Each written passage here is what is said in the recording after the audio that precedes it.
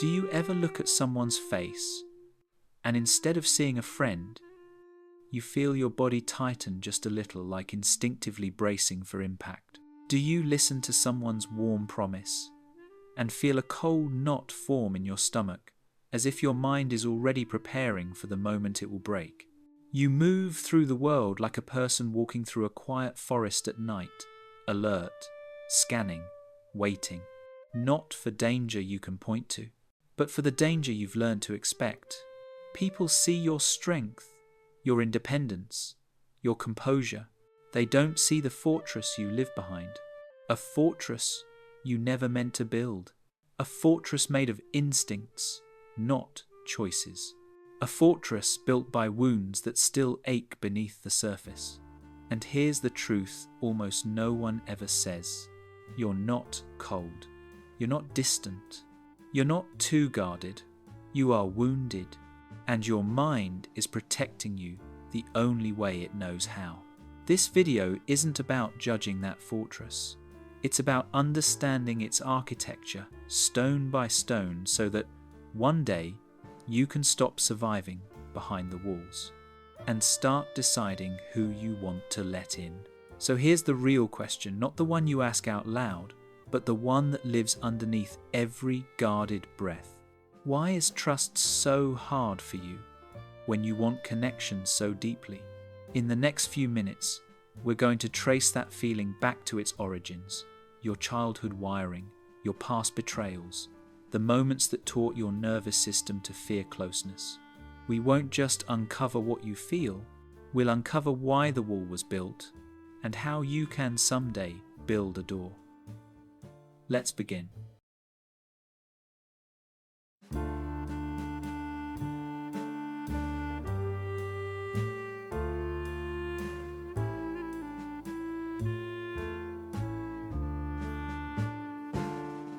Most people think trust issues are simply being careful or not wanting to get hurt again.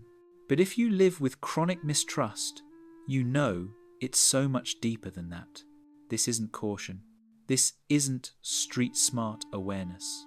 This is a fortress, heavy, exhausting, automatic. It's the way your shoulders tense when someone gets too close emotionally. It's the way your mind immediately scans for worst-case scenarios. It's the way a simple text, "Can we talk later?" can flip your nervous system into alert mode, flooding your chest with a familiar heat of dread. People assume mistrust is a personality trait, but in psychology, it's much closer to a survival response, an involuntary nervous system-driven state where your brain quietly whispers, "Connection is dangerous. Vulnerability is a risk. Stay guarded." And here's the part almost no one sees. You're not suspicious because you want to be. You're suspicious because your body learned long before you were old enough to understand anything that safety is not guaranteed. Your fortress didn't appear out of thin air. It was built slowly, brick by brick, moment by moment. A parent who dismissed your feelings, a partner who betrayed your trust, a friend who used your vulnerability against you, a childhood where comfort and danger were unpredictable, tangled together in ways your young brain could never make sense of. Every one of those moments was a brick. Every disappointment was mortar. Every betrayal, another layer of stone. And eventually, without even noticing it happen, you found yourself living inside a structure meant to protect you, but now it isolates you. Your mind still believes this fortress keeps you safe. Your body still reacts as if the enemy is always at the gate. But the real tragedy is that somewhere along the way, this fortress stopped being protection and became a prison. The question now is not why you built the walls, because the walls once made sense. The real question is, how do you start feeling safe enough to open them? If you've ever wondered why trusting people feels unnatural even when you desperately want connection, the answer isn't in your adulthood. It didn't begin with the partner who betrayed you, or the friend who walked away, or the heartbreak that split your world open. Those moments strengthened the wall, yes, but the first bricks were laid much earlier. To understand why your fortress exists, we need to go back to the blueprint your nervous system created long before you had language for any of this. This blueprint is called attachment theory, and for better or worse, it becomes the model you use to understand love, safety, and closeness for the rest of your life. As infants, we aren't born knowing how to trust. We learn trust by watching how the adults around us respond to our needs. Do they come when we cry? Do they soothe us? Do they show up consistently? Or does closeness feel unpredictable, even unsafe? From those early patterns, your brain forms an unspoken rulebook about connection. And depending on your early environment, the rulebook looks very different. 1. Secure attachment. The world is safe enough. For some children, comfort was consistent. When they cried, someone came. When they needed help, someone responded. Their nervous system learned a simple truth. I can depend on people. My feelings matter. Love is reliable. These children grow into adults who trust naturally, not blindly, but calmly.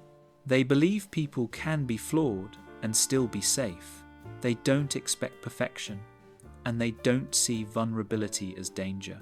But if you're watching this video, chances are this is not the map you were given. Your blueprint was different. 2. Anxious attachment. If I don't hold on tight, you'll leave. If your caregivers were loving one moment and distant the next, your nervous system learned a painful lesson. Love is inconsistent. I have to earn it. Core wound. Fear of abandonment. Core belief. I must perform to be loved. Nervous system response. Hyperactivation. Scanning for threats. As an adult, trust becomes conditional. If I'm not perfect, you'll disappear. Your mind overanalyzes tone, timing, gestures, because unpredictability once meant emotional danger. You don't distrust connection, you're terrified of losing it. 3. Avoidant attachment. I'm safer on my own. If your caregivers were cold, dismissive, or overwhelmed by your needs, you learned another lesson. My emotions burden people.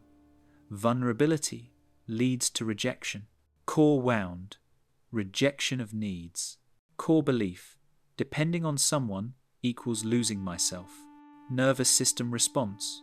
Shutdown. Freezing. Emotional numbing. As an adult, you appear self-sufficient, too self-sufficient. Trust feels like surrender. Closeness feels like a trap. Vulnerability feels like giving someone the power to hurt you, so you avoid it altogether. You're not distant because you don't feel. You're distant because feeling once hurt too much. 4. Disorganized attachment. The person I run to is the person I fear. This is the most painful pattern, often shaped in chaotic or frightening homes. When the person meant to protect you is also the person who scares you, your nervous system never learns a consistent response. Core wound. Terror plus longing. Core belief. Love equals danger. Safe equals unsafe. Nervous system response. Whiplash between fight, flight, and freeze. As an adult, relationships feel like a push-pull storm. Come close. Go away. Hold me. Don't touch me. You crave intimacy, but panic the moment it appears. It's not that you don't want love. It's that love is wired in your body as a threat. Even if your childhood was stable, your fortress may have been built later by a moment so painful that it reorganized your worldview. This is betrayal trauma, when someone you rely on for emotional or physical safety breaks your trust in a catastrophic way. A cheating partner, a best friend exposing your secrets, a parent turning on you when you needed them most. a business partner stealing from you, a spouse who promised forever, then vanished. Your brain experiences this like a psychological earthquake. The amygdala becomes oversensitized, seeing danger everywhere. The prefrontal cortex, responsible for calm judgment, becomes overwhelmed. Your nervous system enters a permanent state of readiness. And a new rule is written deep inside you. Never again. Trust no one. Always be prepared. This trauma doesn't just break trust in that one person. It breaks trust in the entire concept of closeness. After enough wounds, your mind begins to form global protective beliefs. 1. People are unpredictable. 2. If I don't control the situation, I'll be hurt. 3. Needing someone makes me vulnerable. 4. I'm safer alone. 5. Love always has a cost. These beliefs are not intellectual. They live in your body. They shape your instincts. They decide for you long before your logical mind catches up. Your mistrust didn't appear out of nowhere. It wasn't a choice, a flaw, or a personality trait. It was an adaptation, a brilliant one, a necessary one. But now that adaptation is standing between you and the connection you crave. So the next question becomes, how does this fortress show up in your everyday life without you even realizing it?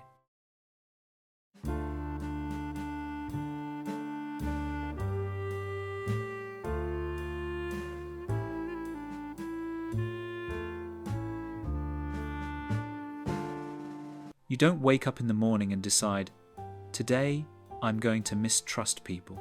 It's not a choice. It's a pattern, quiet, automatic, ingrained, and it shows up in your thoughts, your reactions, even in the way your body tenses without warning.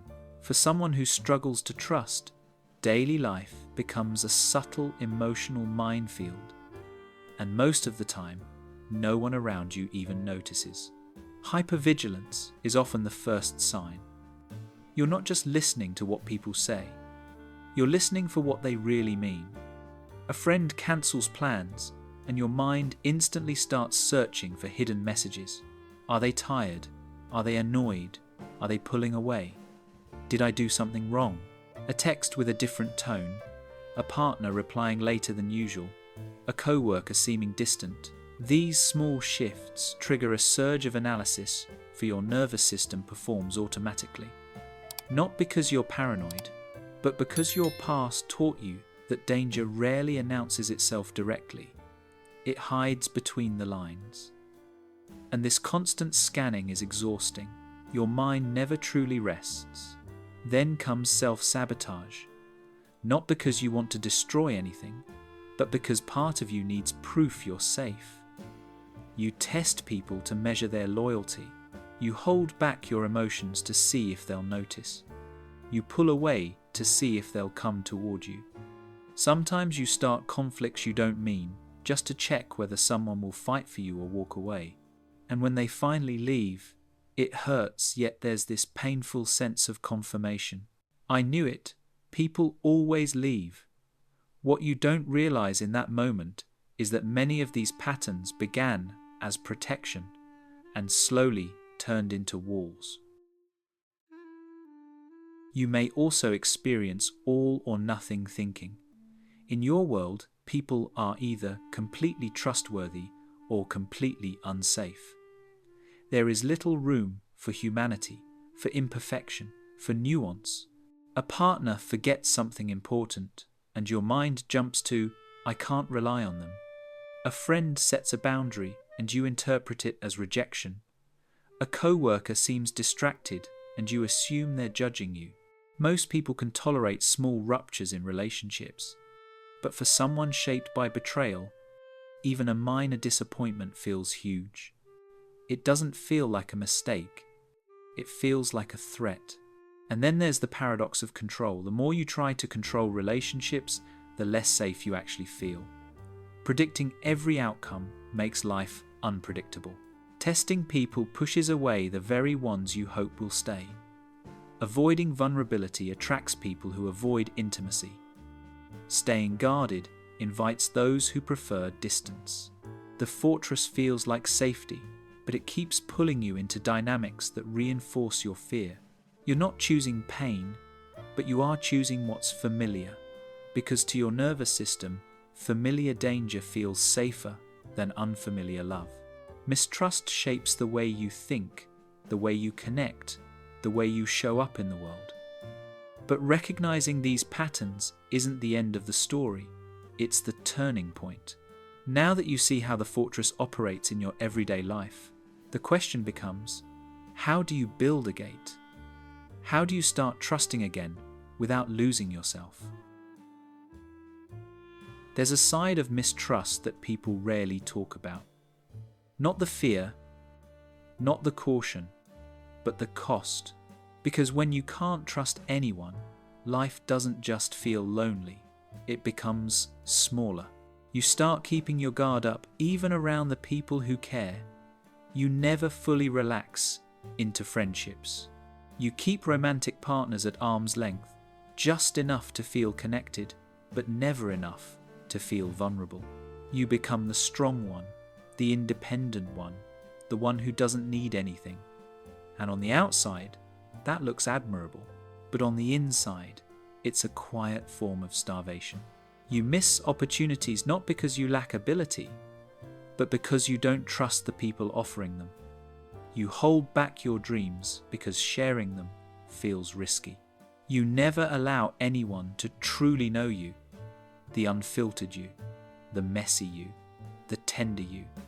And without realizing it, the fortress that once protected you begins limiting your entire life. There's also the emotional toll. You always have one foot out the door. You prepare for heartbreak before love even begins. You expect disappointment so strongly that you often feel it even when it isn't there.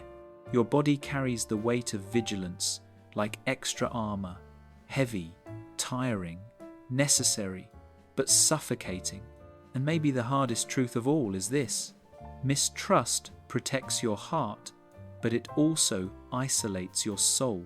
It keeps you safe, but it keeps you separate. It prevents pain, but it prevents connection too. Seeing that cost clearly isn't meant to shame you. It's meant to show you what's possible on the other side of the fortress if you ever allow yourself to build a gate. Healing from mistrust is not about tearing down your walls and throwing yourself into vulnerability unprepared. Those walls existed for a reason. They protected you when no one else did. You don't need to destroy them. You just need to learn how to build a gate, one you control, one you decide when to open, one that lets connection in without abandoning your sense of safety. And the first step has nothing to do with trusting other people. It begins with trusting yourself. Step 1. Rebuild self-trust. Before you can believe in anyone else, you need to believe in your own ability to handle what life gives you. Self-trust isn't built through big promises. It's built through small, consistent actions. Wake up when you say you will. Do the one task you've avoided. Keep one boundary, just one. Follow through on a promise you made to yourself. Each small act becomes a message to your nervous system. I can rely on me. And the more reliable you feel to yourself, the less terrifying other people become. Step 2. Learn to tell trauma from intuition.